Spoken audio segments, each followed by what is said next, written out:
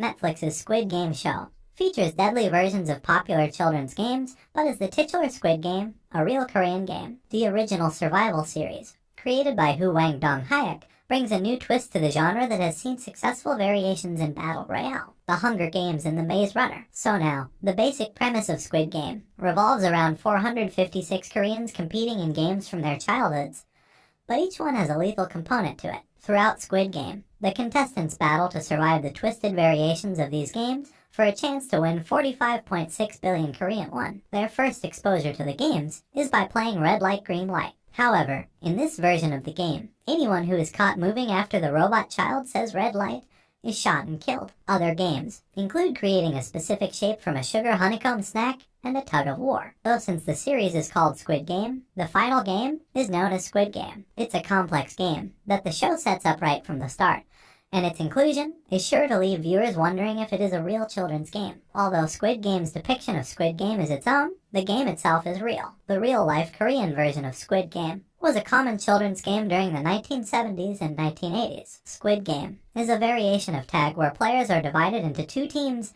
offense and defense. The goal of the game is for those on offense to tap the small area known as the squid's head with their foot. However, the defense is forced to stay within the squid-shaped boundaries of the lines drawn in the dirt and attempt to tag those on offense. The attackers in Squid Game are only allowed to hop on one foot unless they manage to cut through the squid's waist. Squid Game then progresses to the final battle and sees the remaining offensive players rush from the entrance of the squid to its head without being touched. If they are pushed out of bounds by a defender, then they are dead. Squid Game's depiction of the real Squid Game rules are quite accurate, although the Netflix show does add some twists of its own. Other than a flashback of Seong Gi-hun playing Squid Game as a child, Squid Game saves its version of it for the finale. One difference between the real Squid Game and the one shown in the series is the team dynamic is gone. By the time Squid Game's ending comes, Squid Game becomes a one-on-one match. Of course, the biggest difference between the real-life game and Netflix's is that Squid Game has a literal lethal conclusion to its version. Even though Squid Game is a real game in Korea and a version of it is shown here,